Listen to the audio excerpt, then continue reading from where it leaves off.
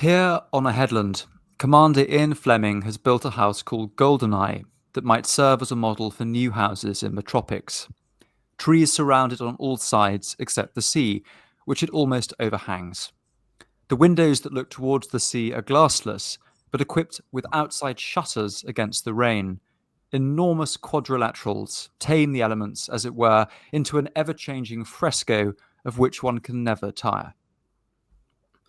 Welcome back to the Country House podcast. And that was a lovely piece of travel writing Rory's just read for us from the brilliant Patrick Lee Firmer, who we've done a podcast episode on in the past. And that was him writing in 1950 about Ian Fleming's house in Jamaica, Goldeneye, which will be the subject of today's podcast episode. Is that correct, Rory? That is correct. Yes, we thought we'd do something, I would say light, because it's actually quite an interesting subject, but something slightly different. We've had some quite academic episodes recently about some very interesting things, but we thought that we'd provide a literary escape for our listeners, and sort of disappear off to the balmy tropics, and explore this extraordinary country house. I mean, it is a country house, I suppose. It's in the middle of sort of lush. It's not quite jungle, but it's sort of pretty. When he arrived, it was pretty wild. And yeah. And I suppose for it's certainly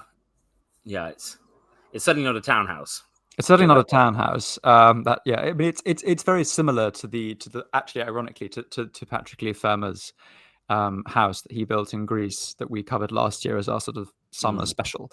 But I think in order to should we launch in by talking about Ian Fleming himself? Who he is, who he was, I should say, what his background was, and I suppose ultimately how he ended up in Jamaica.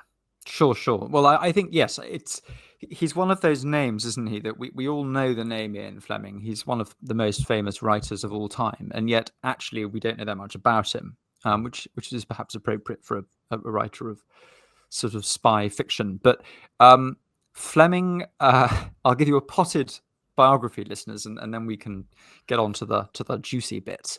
But Ian Fleming came from a wealthy family who was connected to the famous bank Flemings, and his father was an MP, but was killed in World War One. Interestingly, Winston Churchill wrote his father's obituary. Fleming had two younger brothers who both served in the Second World War, although sadly one of them was killed. Although I'm very proud. One of the brothers, Richard, served in the Lovat Scouts, Geoff, which was really? Yes, hooray! Time to bang. Regiment, founded by the Frasers of Lovat? Absolutely. Yes. Fraser personal. He was killed serving the. Well, he was. I mean, we'll just glide over that particular detail, but it was very safe, highest safety standards, I can assure you. Anyway, so that was all marvelous. And the Second World War, and I assume he saw service in the Second World War as well. Well, we'll get there. Yes. Okay. So before that, he was at Eton, where his housemaster disapproved of Fleming's attitude. Apparently, he had lots of hair oil and owned a car and had lots of saucy relationships with women. So this wasn't approved of. And then, rather amusingly, he got kicked out of Sandhurst for contracting gonorrhea. So oh my word! he was sort of. I mean, it sounds like he was pretty louche. I mean, we can already see some James Bond themes coming in, but a fairly disreputable young man who then had a bit of a sort of career. I mean, he had a variety of other careers, which we haven't got time to go into, but. Then he had this sort of break when in 1939, for reasons which I can't, frankly, entirely make sense of, he was recruited by Rear Admiral John Godfrey, who was the director of naval intelligence at the time, to become his PA, basically. And he joined the Navy with a code name 17F, and he worked in room 39 in the Admiralty. And he basically was becoming a spy. And when he was doing this, he did something quite important. He came up with this thing called the Trout Memo, which was basically, what it says on the tin. It It was about, I mean, if you imagine the Germans are the traps, it was a series of ways of trying to sort of get them to come up to the surface of the water, as it were, and get kind of put into the Allies' rod. Okay. And I mean, it's a particularly good metaphor for submarines, trying to get submarines to surface and things. But one of the sort of recommendations in this memo was, and you listeners may recognize this particular description, and I'm going to read a quote. A suggestion, not a very nice one. The following suggestion is used in a book by Basil Thompson. A corpse dressed as an airman with dispatches in his pockets could be dropped on the coast, supposedly from a parachute that has failed. I understand there is no difficulty in obtaining corpses at the Naval Hospital, but of course it would have to be a fresh one. So this, everyone, if you didn't get the reference, was basically the basis of what's become a film recently, Operation Mincemeat, which was based with an incredible act of sort of spineness to persuade the Germans that the Allies were going to invade Europe through Greece when they were actually going to do it through Sicily.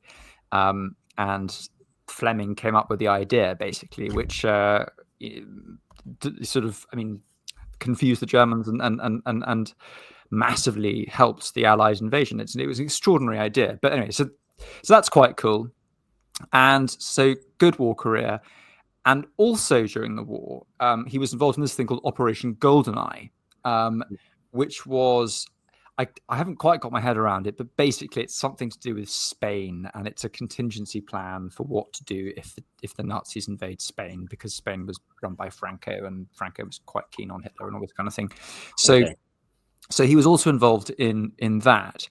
But during this whole process in 1942, I think he gets sent to the Caribbean to investigate something or other. It might be connection with Goldeneye, I'm not sure. But anyway, he's there and he falls in love with it, essentially. And he later writes, I swore that if I survived the contest, I would go back to Jamaica, buy a piece of land, build a house, and live in it as much as my job would allow. Wow. Okay. So so how do we then get from that visit to him ending up in Jamaica? What do we see in the interleading years? Well, it's pretty immediate. He in 1946, so straight after the end of the war, he discovers that 15 acres of tropical sort of brush, formerly a donkey racetrack, is for sale in a kind of small port town around I'll try and pronounce this correctly, Oracabessa Bay, and he basically immediately leaps on it. So he telegraphs the local sort of estate agent and says, "Pray pause not, Ian." And then he sketches his sort of dream villa on some desk blotter and calls it Goldeneye, which is based partly off this operation that he'd been involved with in the war. Oh, wow. How extraordinary. So, well, it's interesting. So often one visits somewhere magical and we think, I would love to live here one day, or, one day I'll buy a house here, sort of in my dreams. And it's interesting that not only did he end up doing that, but he ended up very much sticking to his word and doing it as soon as he could. Extraordinary. I mean, I don't know how old he was by this point, but I find it amazing that he can't have been that old, but he turned around his life so quickly. He was this sort of total failure, who was sort of getting expelled for horrible bugs from Sandhurst, and then comes up with one of the ideas, if not the idea, that wins World War II, from an office in London, from reading a thriller novel or something bonk. I mean, it's just, I don't know if listeners have watched Operation Mincemeat, but it is very well, I think it's very well portrayed, don't you think? It is, yeah. Sort of, yeah. So I'm just thinking. So he buys this plot in 1946 and immediately designs his house, and it's built. What does his house look like? What is the architecture like, and what are the interiors like, and what are the aspects from the house like? Or were they like at the time that he lived there? Well, in terms of we'll get to the views. I mean, it's very simple, but very elegant. So it's a sort of bungalow, basically. It looks like a kind of colonial bungalow, overlooking a private beach, sort of slightly raised up. It's got 3 bedrooms. it's literally constructed from this sketch that Fleming does. It's got these sort of wooden rectangular windows, no glass, just shutters. So it feels very sort of, lovely breezes and so on. I think it's got sort of netting to stop mosquitoes and stuff, but that's about it. It's got sort of little Doric pilasters on the front to sort of add a layer of sophistication. And it's all white. The inside is white and wooden. The outside is white. It's very, very plain, but the setting is stunning. And these, as Patrick Leigh Fermor said in that description, these windows act as a sort of framing device for this incredible view. But it was part of the reason we'll get onto his routine a bit later on, but one of the reasons he built it there was because apparently one of Fleming's favorite activities was skinny dipping. So he could literally just sort of totter out of the house, in his sort of, wearing nothing, and, jump into the sea. But I suppose he wasn't there the whole time. I mean, he got a job in 1946 working for the Sunday Times, and he managed to negotiate a contract whereby he could spend 3 months every year at Goldeneye. And write remotely and telegram through his articles, whatever it was. I'm not entirely sure about whether he was working remote, because as we'll discover, he was mainly writing something else when he was at Goldeneye. But yes, I presume he was in touch with the Times. Okay, sure. Okay, so he and then the rest of the time he would be in England, in London, or wherever it was. That I'm not sure on, but I presume so. So tell me, so Ian Fleming, we know his name because he was an author. Can you tell us? Obviously, he wrote, as we'll get to, the Bond novels. He invented James Bond. We can talk about, I suppose, James Bond till, forever, I suppose. But what I'm intrigued to know is what was the sort of relationship between Bond and the writing of those novels and the estate, the Goldeneye estate? Did one inspire the other, or vice versa? And within the novels, do we see Goldeneye represented, apart from obviously the name of the famous? Yes, well, yeah. I mean, not directly, but I think we can come back to this at the end, actually, because there are a variety of themes we're going to explore about how Goldeneye was used. But in essence, yes, I think that the atmosphere there, the environment, is very much in evidence in the novels. Although I have to say, much to my shame, I've never actually read. I read extracts for the research purposes here, but I've never actually read a James Bond novel. I've only ever seen the films. I'm in the same boat, Rory. Oh God, it was embarrassing. Were any of his novels or films set in Jamaica? They were. Well, you're jumping ahead. We'll get on to that. Okay. Yeah, so I'm running ahead of myself. So yes. So he basically he comes up. When did he start writing the books? In the early 60s, I think. Or so for about 10 years, right. About 10 years, it was his retreat. No, sorry, that's wrong. That was when he gave an interview. Sorry, 1952. Oh, so quite soon after the house was built, I suppose. Yeah. So basically, in an interview of 1962 with the New Yorker, he basically talks about how he came up with the idea of James Bond. Okay. And he says, I quote, and I'm not going to try and do his voice because it's got that sort of wonderful, sort of post-war sang-froid kind of insane poshness, which even I can't impersonate. But he said, when I wrote, sorry, Geoff's giggling away, everyone. When I wrote the first one in 1953, there we are, I wanted Bond to be an extremely dull, uninteresting man to whom things happen. I wanted him to be a blunt instrument. When I was casting around for a name for my protagonist, I thought, my God, James Bond is the dullest name I have ever heard.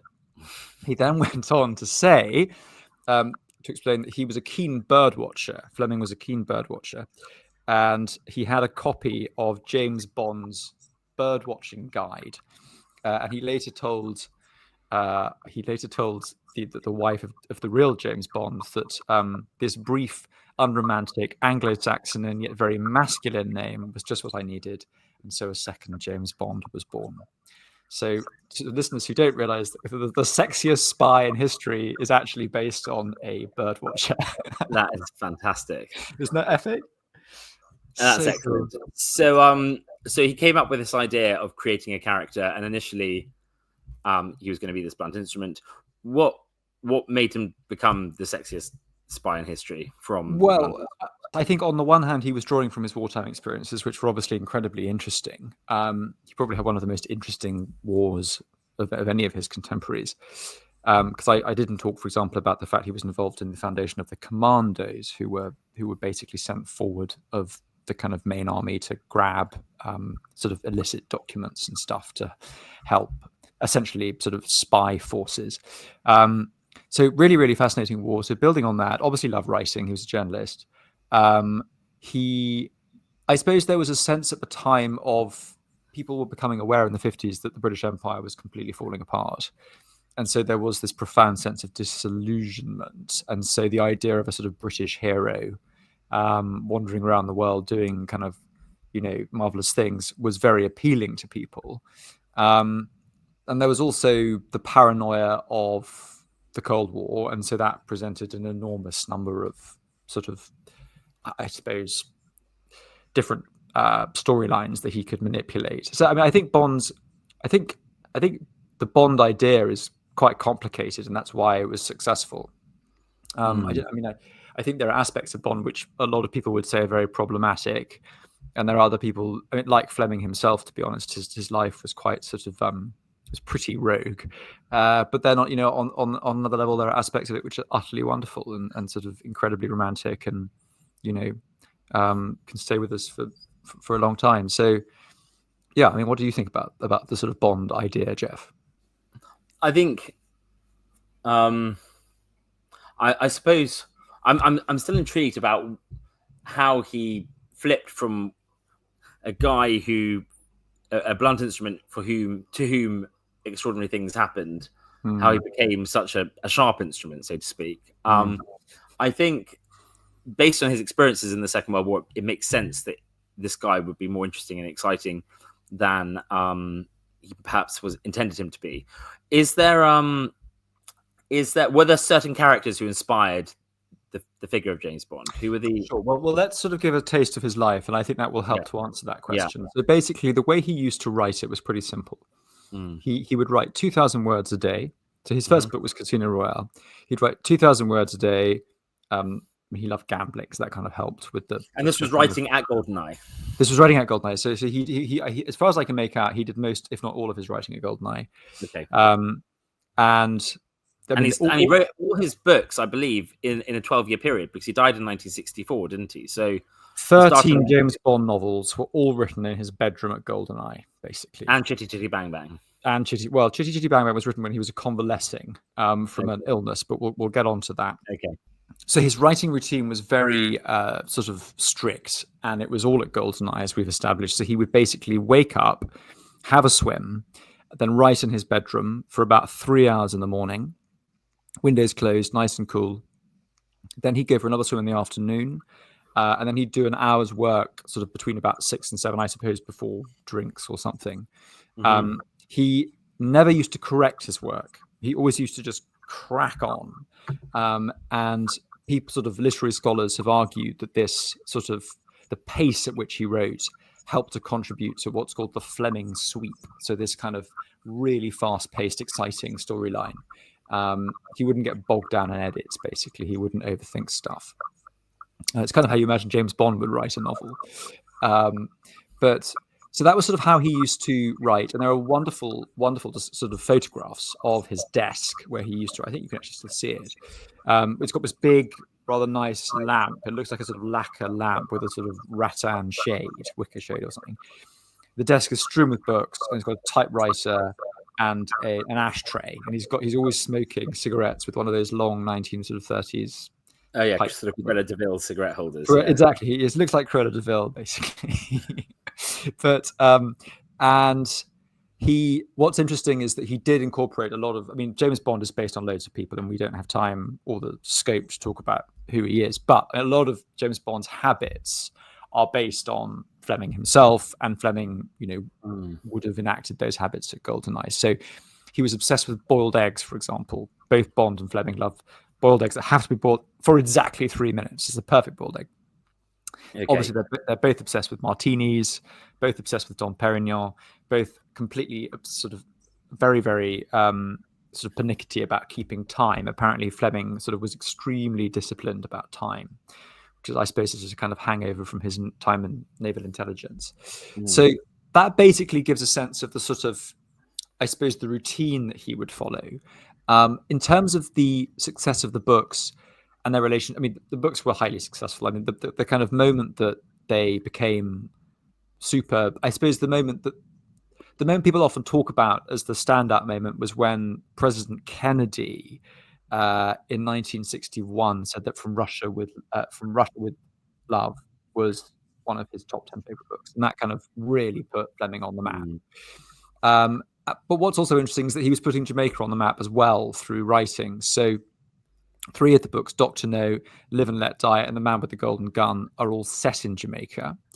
A number of the Bond movies, Dr. No and Live and Let Die, were actually filmed very near Goldeneye estate.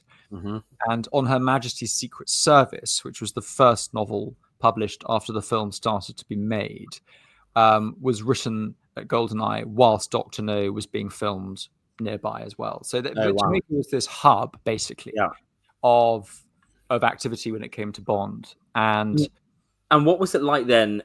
I suppose what was interesting for him is that first novel that he wrote, Casino Royale. He was, probably living quite a solitary life, having his daily swims and writing 2,000 words a day.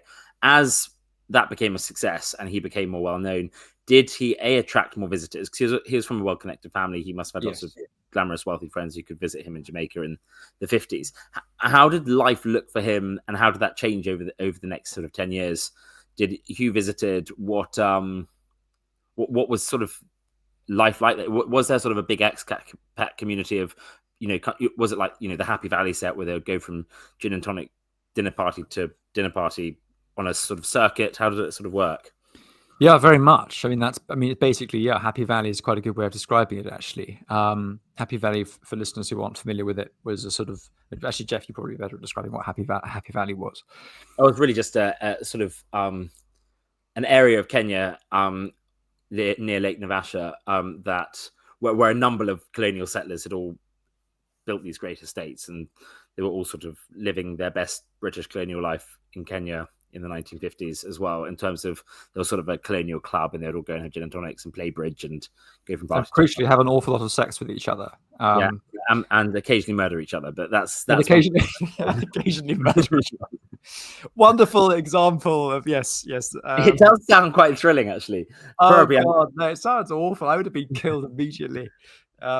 It's funny. I was reading about obviously Bond is known for being, on the one hand, incredibly sort of earthy and willing to get his hands dirty or bloody in his case, but at the same time love the finest things in life. And it was interesting. Yeah, I think Ian Fleming came across people during his time in the war, didn't he? Like some French marquis who was a spy or whatever. I think one of the inspirations I've read about in the past was, I think it was the head of the MI6 station in Paris in the Second World War. Used to be chauffeured around Paris in a Rolls Royce wearing handmade suit and cufflinks, and people. He met various people who loved, same things. And I think you're right in terms of talking about the inspiration, but also it seems like Fleming.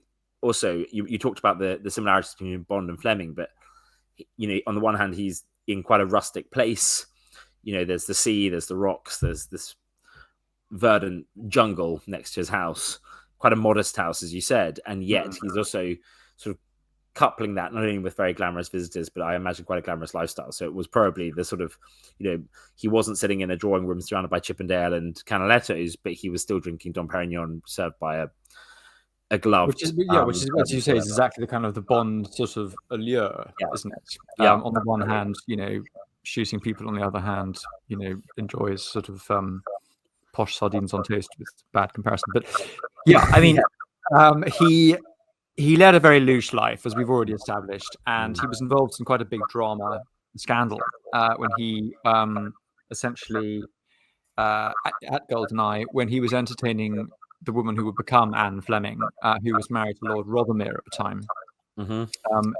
And Lord Rothermere thought that she was staying with Noel Coward, who also had a villa nearby, the famous sort of 1920s, 30s singer-songwriter. But actually, up with Ian Fleming. But he was actually staying with Ian Fleming, and they were in the middle of a sort of galloping affair, and eventually married. Now, just because they married doesn't mean that they lived happily ever after. It seems that they had a pretty relaxed attitude to marital vows. She had a famous affair with Hugh Gaitskell, I think it's pronounced, who was the leader of the Labour Party and leader of the opposition, whilst Fleming had a long-term affair with a woman who will be returning to the narrative called Blanche Blackwell, whose son eventually, and we'll talk about him a bit later, ended up buying the whole place. So, it was pretty Happy Valley-ish in some ways. But perhaps more interestingly than their love lives were the kind of the friends that they had to stay in. It's I don't think I've ever read such an interesting list, actually, of guests staying in one house, to be honest. It is unbelievable.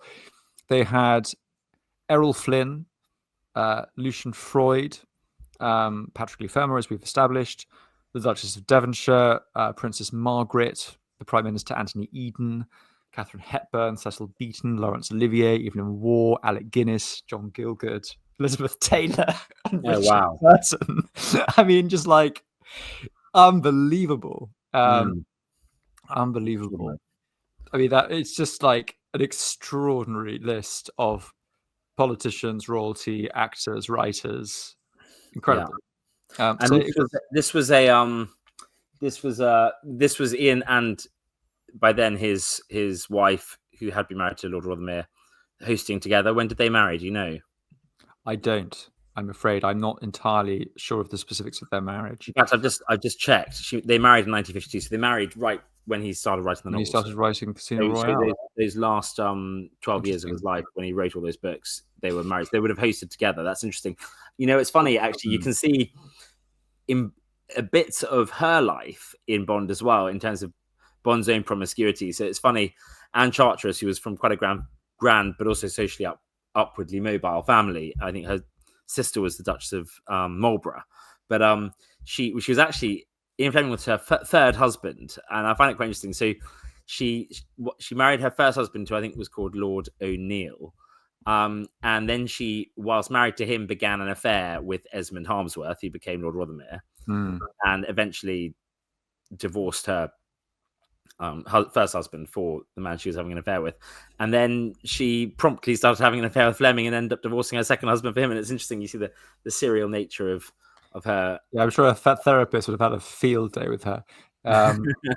If you'd been Anne, Geoff, who would you have settled on? Which husband would you Well, it's interesting. So they hosted together, and they hosted all these extraordinary people. What are some of the so Noel Coward had a house there. Did any other sort of grandees have a house in Jamaica that you're aware of? I'm sure there were, but the main one was Noel Coward, and they sort of acted as a bit of a reciprocal thing. So they used to do party hop between the two sort of villas, as it were. And there's rather an interesting story which gives you a literal flavour of what it was like, because in 1965, the Queen Mum was visiting Noel Coward. She, everyone, well, not everyone, but a lot of people know the Queen Mother was sort of very fond of Noel Coward, and sort of very much they kind of looked after each other. But there was an interesting moment when the most popular cocktail at the time was called the Bull Shot, and the Queen Mum was very keen on booze, and so Noel Coward said, you've got to try one, and he basically he made one for her, and it consisted of vodka, strong cold beef bouillon, salt and pepper, basically. It doesn't, I don't know, it sounds like a sort of Bloody Mary on steroids, basically. I'm not quite sure I'd want it if I was in Jamaica, but apparently it was incredibly popular. That's what they used to drink. One of the most high profile people who visited, I mean, at the time at least, was the Prime Minister Anthony Eden and his wife. They spent a month at Goldeneye after Eden's health was sort of collapsing in the wake of the Suez crisis. And again, this sort of, I suppose, I don't know when, 1952, when Fleming started writing the Bond sort of novels, I don't know if he was aware that the British Empire was going to completely implode, but certainly by Suez, it was pretty obvious that was happening, and that incidentally helped massively with his with the Bond franchise. Basically, it made it very popular. So sort of, I think that, you know, that obviously Eton coming to stay would have raised his profile massively as well. So that's quite interesting. And Eton started a tradition whereby he would plant a tree. And today there are hundreds and hundreds of trees which have been planted by all sorts of famous people. But Eton wrote rather a nice quote about staying with Fleming. He said, "I do not think that there is any other place anywhere that could have given me the rest I have to have. Bathing, the beach, the seclusion, the size of the grounds were all just perfect to enjoy and be concealed." So I suppose that kind of gives a sense of the fact that although it's sociable, it's also a retreat, and that's probably why Fleming found it such a good place to write. Interestingly, whilst he was there, well, not I don't know if he was there, but I mean, whilst he owned the villa in August 1962, Jamaica itself is declared an independent country. And then rather fittingly in 1964, the real James Bond, the ornithologist, the bird watcher, goes and gives Fleming a surprise visit at Goldeneye. And they have a good chat about birds and probably, you know, intellectual copyright or something. So that's quite interesting. But the same year, 1964, Fleming dies very suddenly. So that's basically the end of his tenure there. And he doesn't die in Jamaica, does he? He dies in England. He dies in England, yes. And he's buried, I think, in Wiltshire near his English country house. Because this is what I find interesting with Ian Fleming. There's a fascinating article, and we could indeed do a whole series on Ian Fleming's country houses, because there are so many, with the banking, the Fleming banking family, there are so many country houses in the Fleming family. You know, he was brought up in one, his grandparents lived in another. He lived in a series of houses in Kent, I think, because he loved golf. Did he not? Does James Bond like golf? I don't know. He that's a good question. I think he does quite like golf. Yes. I mean, I think that Fleming died after either on a golfing trip. He'd done a golf hotel or something. I think he was visiting St George's Golf Club in Kent, which he had been elected the new president of or captain of or something. And it was whilst he was there that he died, because I think he had not wanted to leave. He had always had a succession of country houses in Kent, so he could be near the golf club. And eventually Anne persuaded him to buy this lovely house in Wiltshire, which is a really pretty house called Sevenhampton Place, which hilariously is, we know Bond is a car enthusiast, and Ian Fleming was too. And the famous Paddy McNally, the racing driver or Formula, well, he's a Formula One business guy, wasn't he? Chief executive of Formula One or something. But he bought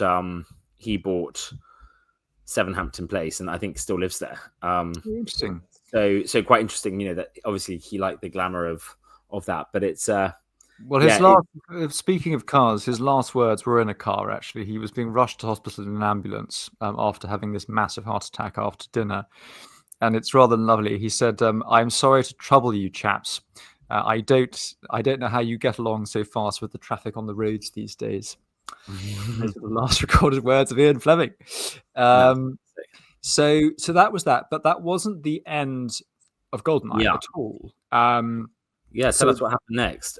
So I mentioned this woman, Blanche Blackwell, who was a lover of Fleming's, and she had a son called Chris Blackwell, who Chris bought Goldeneye in 1976, and he had a long-standing connection with Jamaica, obviously because of his mother's relationship with it, and this guy Chris Blackwell, in his own right, had an absolutely fascinating career. He was involved in the music industry, and he started this sort of company, I suppose, called Island Records, which was an independent label described as being just off the coast of the music industry, and it helped to introduce reggae to the world, basically, because reggae is Jamaican music style, but introduced it to the world.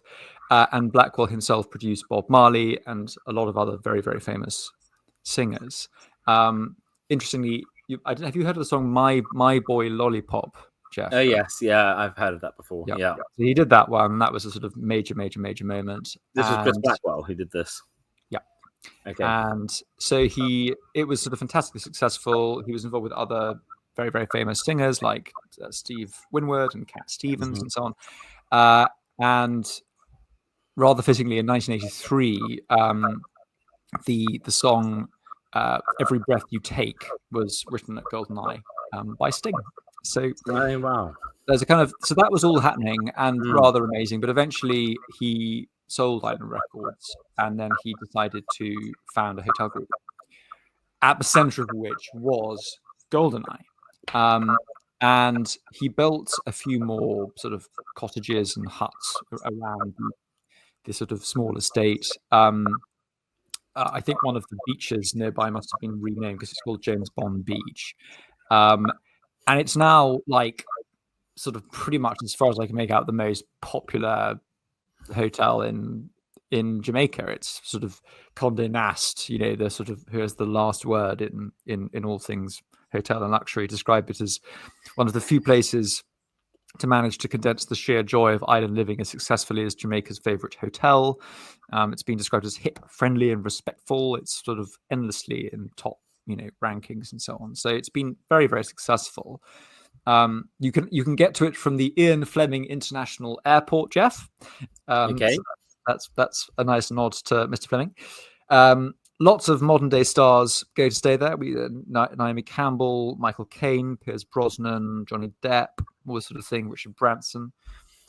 I assume the modest 3-bedroom house that was there originally is still there, but they've also built other houses in the grounds or something like that. Yes, exactly. Okay. And the relationship with the Bond franchise continues. So, one of the films was actually called Goldeneye. I think it was Pierce Brosnan's first one. And in No Time to Die in 2021, Bond is sort of theoretically retires to Jamaica, which is a nod again to Goldeneye.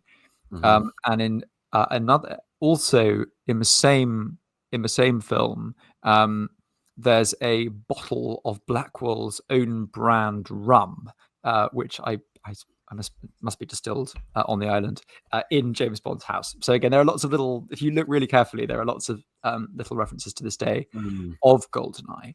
And I suppose, I don't know if this is a good note to end on bad or a bad one, but you'd be delighted to hear, Geoff, I know as you're a great fan of contemporary music, that Dua Lipa went to stay in 2023. And apparently Adele also was staying there and claimed that she met God and baptized herself at the resort. So it's clearly a special spot. But that's basically the history of Goldeneye. It's interesting. There was Blanche Blackwell, I think, was fascinating because she... I think she was the inspiration for Pussy Galore, amongst others. But she only died in 2017, aged 104. So she was born the year the Titanic sank, 1912. Lived this extraordinary life, as becoming in her, I suppose, 40s, Ian Fleming's muse and lover when Anne was away, and ended up only dying 8 years ago. It's extraordinary that connection with the past coming right up to the present day. Well, she was probably pickled on rum. After all that, it's amazing, isn't it? I've always known about you. I've always been slightly irritated when people who, she must have led a kind of pretty fast life, I imagine, that most of them did. When these people who kind of smoke like chimneys and drink like fishes somehow manage to live to their hundreds, it's just extraordinary. Some people are just made of steel. Sad Fleming wasn't really. He clearly led an incredibly unhealthy life and died, objectively speaking, quite young. But I suppose by way. Go on. Well, no, I was just I suppose we should take a moment to think about the legacy of Goldeneye, and its relationship with the Bond franchise, the Bond novels, how they interacted with each other. I suppose there are no kind of, I checked, there are no direct descriptions in the Bond novels of anything, as far as I understand, that resembles Goldeneye. But I think that there are still very strong similarities. I think that the way that Fleming lived there, the guests that came to stay, the timetable, the luxury, the understated luxury, this sort of faint, this sort of post-imperial afterglow, all the sort of thing, you see shot through the novels. I think that Yeah, what do you think? Yeah, I think that period after the Second World War, I suppose, particularly that period before the sort of it was sort of the precursor to the sort of social revolution that we saw from the sort of 60s onwards in terms of feminism and gay rights and all that sort of swept through the 60s, 70s, and 80s. And I think there was sort of a period, I suppose, 20-year period from sort of end of the Second World War to when Fleming died in 1964, when, like the Happy Valley set in Kenya, it was sort of the last hurrah for the sort of colonial. It was the last hurrah for the empire, really, but it was also that sort of last. But it was also when these new technologies, airplanes, and as well as much faster, people would fly to these places rather than get ships, and suddenly it made it opened up the world. And for those families like Fleming's who still had money after the Second World War, they were able to hold on to their country houses in England, as we know Fleming's family were able to do, but also then start buying holiday homes quite far abroad. We saw, holiday homes, second homes weren't a thing until really, I suppose, the late 19th century. We started to see, early 20th century, we started to see people buying maybe villas in the south of France, or houses on Lake Geneva or something. Yeah, for the Victorians, I suppose it was lodges in Scotland, really. Exactly, yeah. And if you wanted to have an estate very far away, whether it be Africa or Jamaica, you would move their lock, stock, and barrel. And what's interesting is Fleming was sort of part of that first wave after the Second World War of people who would maintain their London townhouse and their English country house, and then rather than having a lodge in Scotland or maybe in addition to, they would then have something. That was it was the era of Colin Glenconner buying Mustique as well, and it's a fascinating period because it was on the one hand incredibly glamorous, but also in those years leading up to sort of the feminist and gay waves that came through in the 60s and 70s, it was sort of things were a lot more loose in terms of social hierarchies and I suppose relationships, and so that's why we saw this fascinating, but which James Bond, I suppose, himself embodies in terms of the sort of exciting adventurer who would travel all over the world but still come back to London and see, Miss Moneypenny or whatever, and play fast and loose with his life and his cash. And I suppose it was an interesting time, and it's interesting that Fleming himself lived it as well as wrote about it, because I think so often we see writers who sort of, I suppose Evelyn Waugh's a good example of someone who wrote about a life he longed for, dare I say it, whereas Fleming lived the life he wrote about in some ways. I mean, he probably longed to be more of a James Bond figure and less of a, writer figure, but he still lived a lot of the experiences that James Bond lived, and I think that's interesting. I think that's a fantastic summary. Yeah, I mean, it's the Bond. James Bond, one of the reasons that he's so popular, I suppose, is because he's, quite hard to pin down. He's so many different things. And I think that Goldeneye represents a lot of that, because it's clearly where he went to write. He went to write the books, and obviously based a lot of it on himself. I think you're right. Also, I mean, I've been sort of banging on about post-imperial stuff and empire and so on, kind of thinking about it from the perspective of a historian. But you're right that it was also just a holiday house. He lived there for 3 months of the year, but I just find it. He was really that. It was that they were the first generation of people who could do that. Who could do They that? didn't have to sit on a ship for 2 weeks to get there. Yeah, I think but it's fascinating, isn't it? Because Goldeneye clearly, I mean, Goldeneye, if we just leave James Bond out of it for a second, is a very, almost because it's so simple, we see this lots of holiday houses, almost because it's so simple, it's also simultaneously lots of things. It's a retreat where he could go and write. It's a place where he could have a series of affairs. It's a place where, the great and good wanted to come and stay. Irrespective of that, was and is a hub for the island and a way by which people get to know Jamaica now. It's a real mix of things, and that mix is also reflected in the James Bond novels, which is strange for a bungalow which initially was built with three rooms, really. Yeah. But it's lovely. I think that that I suppose he was not really a colonial in the sense that perhaps the Blackwells were. The Blackwells were own plantations and all sorts of things and had been there for a very long time.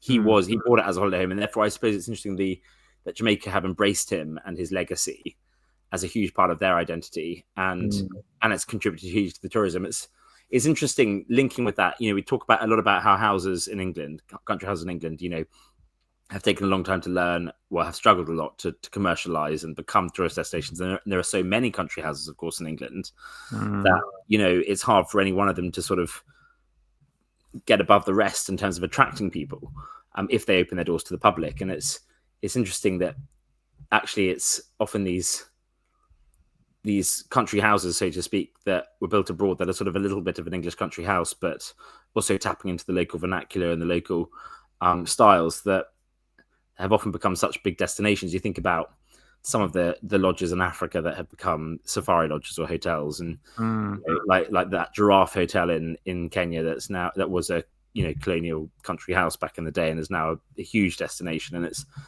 it's that funny. I think it's so almost out of place in some ways having an Aldertonian's writers retreat, on the shore of a Jamaican beach. There's a romance, and apart from the bond link, there's a romance to that, and the romance to that era. It's the era of. I think you're absolutely right to say it's this era of profound change, profound flux. I mean, I've often thought, Geoff, in another life, I would have liked to have been a sort of, I suppose the gentleman traveller. Well, yeah, the Indiana Jones of travel writing, but sadly, firmer. Yeah, exactly. But I think that the reason that so many of those famous books, Robert Byron, Patrick Leigh Fermor, even some of the later ones by Rory Stewart and William Dalrymple, it was all between the 20s and the 80s, really, ish, when travel was easy. And there were parts of the world, but not so easy that parts of the world hadn't been totally wrecked and globalized. And so people could get there and observe and write about it and then leave. Whereas now travel is so easy. I don't know. I feel that sort of, I wonder if that sort of, that moment in time is gone, really, where one can have the kind of experiences that they had. Do you see what I mean? I do. And I think also it's interesting that he was writing in a period of British decline. Yes. Yet he, the fact that Jamaica gained independence, for example, whilst he was there, yet he, through Bond, was sort of channeling a sort of idea that Britain was still pioneering or doing stuff, albeit on the down low. The fact that Bond was a spy, everything he did was secret. He collaborated with the Americans. It was the middle of the Cold War. All the stuff going on with Russia and all that. Which everyone sort of on the surface, the world saw as being the USSR against the US. And I think quite cleverly, Ian Fleming gave a bit of clout to the British through his writing, and in a period of decline, by saying, look, it might be that the US gets all the credit for what happens in the Cold War, but British spies like James Bond might be doing a lot undercover. I think it's quite interesting that he sort of, on the one hand, challenged a lot of sort of controversial things at the time. Civil rights was an issue, and he tapped into that in some of his books. And in some ways, he sort of pushed the boundaries of social expectations, but in other ways, he was trying to, I suppose, in a soft capacity through his writing, help maintain Britain's reputation on the international stage. It's an interesting idea, but I think. Well, have you been to Jamaica, Rory? Have you been to Ian Fleming's house? Or no, I haven't. But it's interesting though. When we had Tim Bouverie on the other day talking about the amazing those incredible conferences in those Russian palaces at the end of World War II. He was talking about British soft power through embassies and things. And I mean, this is another example of it, isn't it? This is Goldeneye is essentially, well, I mean, when Fleming lived there, at least, kind of British soft power, both through his writing, but also just being there. I think, yes, it's so interesting. I'd never really thought about Bond in this way. I mean, but I suppose, we one of the reasons people are also attracted to Bond and no doubt attracted to Fleming is because he's not clear cut. I mean, the same applies, for example, to Sherlock Holmes. Sherlock Holmes is a drug addict, which is partly why he's so interesting. And there have been, more recent films made about him and so on. I mean, that is Sherlock with Benedict Cumberbatch, massive success, partly because they kind of really explored his drug addiction. So I think that the fact that it's so difficult to precisely pin down what Bond means and what Fleming was about, and his life in Jamaica is sort of one of the reasons we find it so interesting. I was reading interestingly about also how, again, through that soft power, Fleming was speaking a lot into the shifting sort of power struggles that were going on in the world after the Second World War. So, there's a lot about the relationship between Bond and his American counterparts in the CIA in those novels. And I suppose Jamaica would have been an interesting place because it would have attracted people from both the US and the UK. But what I thought was interesting, I think it was Christopher Hitchens who said that the central paradox of the Bond stories is that although superficially devoted to the Anglo-American war against communism, so that the US and the UK working together, at the same time they're full of contempt and resentment for Americans. So the fact that Bond doesn't always get on with his US counterparts, the fact that he can patronize them slightly, and particularly I think it was Kingsley Amis pointed out that